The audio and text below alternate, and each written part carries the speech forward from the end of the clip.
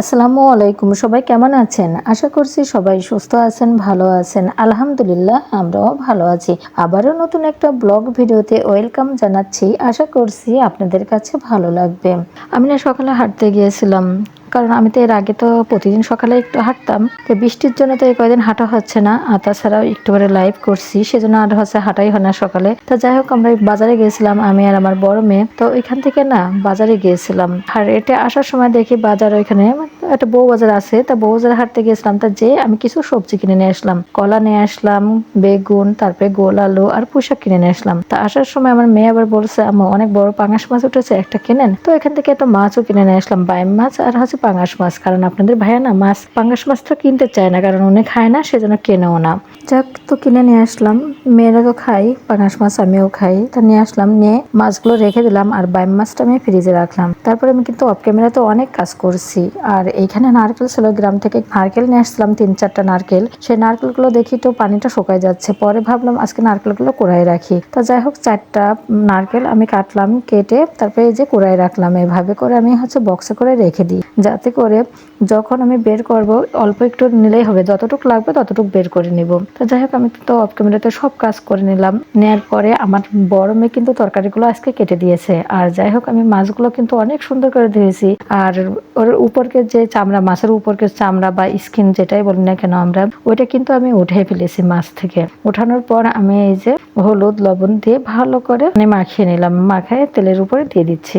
আর আজকে কিন্তু তরকারিটা আমার মেয়ে কেটে দিয়েছে। ও বলছিল যে আম্মু আপনি হচ্ছে এগুলো করেন, নারকেল কোরান, আমি হচ্ছে কেটে দিচ্ছি আজকে। তো আমি বললাম ঠিক আছে। তা যাই হোক ও কেটে দিয়েছে বিধায় আমার কিন্তু আজকে তাড়াতাড়ি হয়ে গেছে। আর আমিও রাত্রে করে রাখি এগুলো, তারপরে ও কেটে দিয়েছে আজকে, এই জন্য ভালো হয়েছে, তাড়াতাড়ি হয়ে গেল।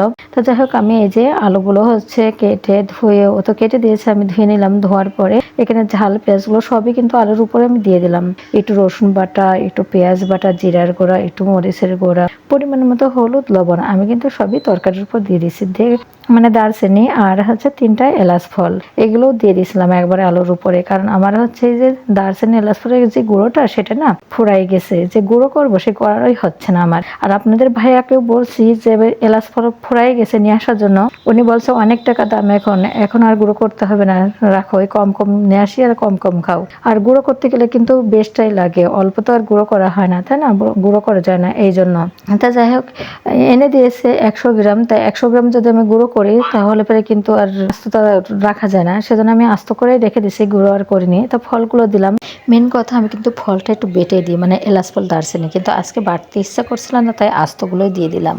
দিয়ে আর এই সাইডে তো ওইটা মানে পানি দিলাম, কষানো পানি দিয়ে এই যে চুলার পার দিয়ে দিলাম। আর ওই সাইডে কিন্তু আমি আর একটা তরকারি বসাবো বিধায় আমি কিন্তু তেলের উপরে যে ঝাল পেঁয়াজগুলো সবকিছু দিয়ে দিয়েছি, দিয়ে নাড়াচাড়া করছি। কারণ আপনাদের ভাইয়া তো আর এই মাছটা খাবে না, সেই জন্য আমার আবার ওই সাইডে আর একটা মাছ রান্না করতে হচ্ছে আপনার ভাইয়ের জন্য। কারণ আপনার ভাইয়া পাঙাশ মাছ খাবে না, তার জন্য আলাদাভাবে করে রান্না করে রেখে দিচ্ছি। তো এখানে তো ওই যে তেলের উপরে সবকিছু দিলাম, একটু পরিমাণ মতো মানে পানি দিয়ে দিলাম। আর ওইখানে হচ্ছে শুকনো গুঁড়া মশলা দিলাম, জিরার গুঁড়া, মরিচের গুঁড়া আর একটু হলুদের গুঁড়া, পরিমাণ মতো লবণ দিয়ে দিচ্ছি। দিয়ে ওই সাইডে চুলায় কিন্তু মশলাটা যে কষানো হচ্ছে।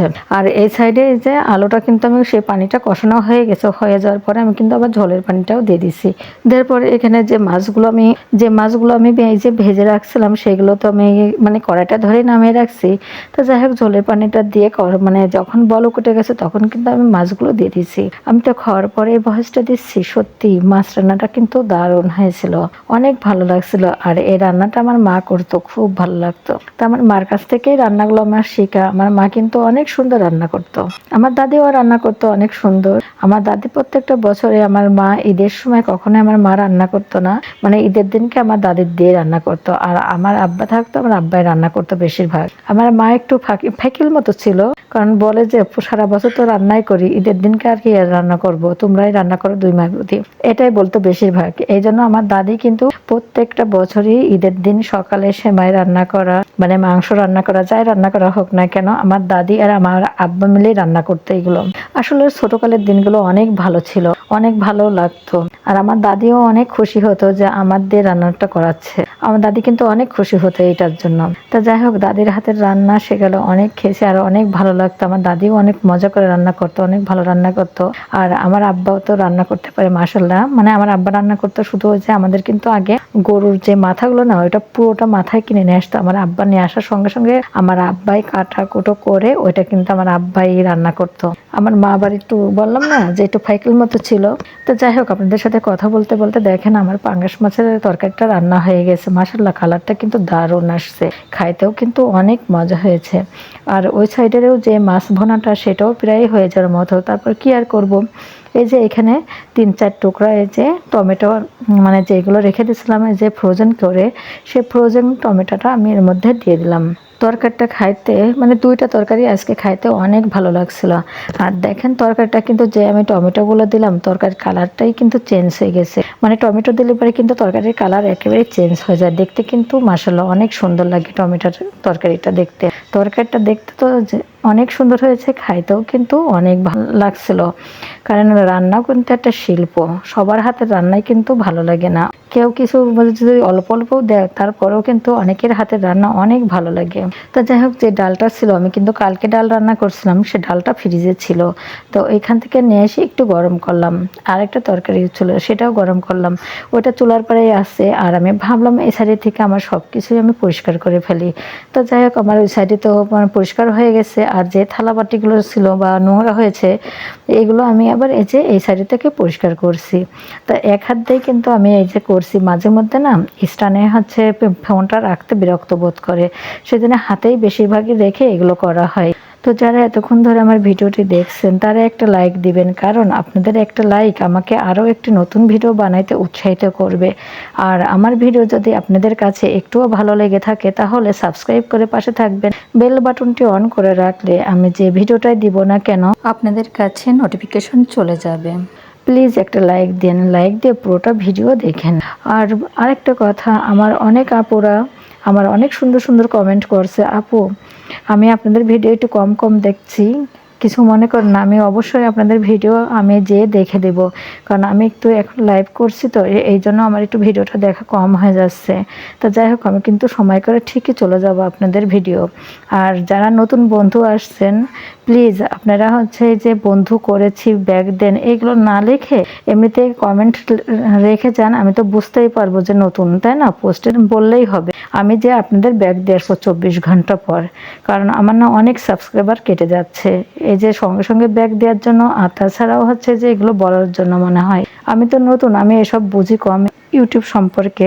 তাও যেহেতু যতটুকু মানে জানছি ইউটিউবের প্ল্যাটফর্মে হচ্ছে ঘোরাঘুরি করে, সেইখান থেকে সেই অভিজ্ঞতা থেকেই আমি বলছি।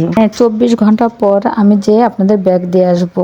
যাই হোক, আমার কিন্তু এইখানে সব গোছগাছ করা হয়ে গেছে, পরিষ্কার করাও হয়ে গেছে। আমি এখানে যে ডালটাও ঢেকে রাখলাম আর র্যাকের মধ্যে আমার তরি তরকারিগুলো সব আছে, আমি একটু করে এই যে পরিষ্কার করে নিলাম। আমি যেভাবে প্রত্যেকটা দিন কাজ করি সেটাই আপনাদের সাথে মানে শেয়ার করি। তো আমার কাজ যদি আপনাদের কাছে ভালো লাগে অবশ্যই লাইক কমেন্ট শেয়ার করে আমার ভিডিওটা পুরোটা দেখবেন। তো যাই হোক, রান্না টান্না করে মানে ঘর সব পরিষ্কার করে গোসল করছি, নামাজ পড়ছি, খাওয়া দাওয়া করে মেয়ে আমার বললো বড়টা যে আম্মু চলেন একটু হচ্ছে ইসে যায় মার্কেটে যাই। তা মানে আজ 2 দিন ধরে বলছে কিন্তু যাওয়াই হয় না। পরে আমি বললাম কি জন্য, কছে চলেন আমি একটা নাকের কিনবো, রিং কিনবো। তো আমি চলো যাই। তো যাই হোক, এই যে গেলাম স্বর্ণকারের দোকানে। তা এই রিংটাই আমার মেয়ে পছন্দ করেছে, এইটাই নিয়েছে। আমি তো ভাবলাম অল্প টাকায় মনে হয় নিবে, কিন্তু অল্প টাকা নেয়নি, অনেক টাকাই নিয়েছে। হাফ আনা মনে হয়, একটা রিংয়ে হাফ আনা। যাই হোক, রিংটা কিন্তু অনেক মজবুত। আর তারপরে আবার বললো যে আরেকটা জিনিস কিনবো, এটা কেনেন। তো এটা কিন্তু আমার মেয়ে আমাকে গিফট করছে জন্মদিনে। তো যাই হোক, এই যে গিফটটা কিন্তু অনেক সুন্দর হয়েছে। তা আমি বললাম আমি তো আর এই কানের দুলগুলো পরি না। তা যাই হোক, যেহেতু আমার গিফট করেছে আমি নিয়ে আসছি। স্বর্ণ তো কখনোই হচ্ছে নষ্ট হয় না, তাই না? তো আমার মেয়ে 2টা আছে, মেয়েরাই পরবে এই জন্য। কারণ ছোট মানুষ যেটা গিফট দিয়েছে সেটাই আল্লাহর কাছে লাখ লাখ হাজার হাজার শুকরিয়া আদায় করতে হবে। আর আমার মেয়ের গিফটটা কেমন হয়েছে অবশ্যই আপনারা কমেন্টের মাধ্যমে জানাবেন। তো এতক্ষণ ধরে যারা আমার ভিডিওটি ধৈর্য সহকারে দেখছেন তাদেরকে অসংখ্য ধন্যবাদ। আসসালামু আলাইকুম, আল্লাহ হাফেজ।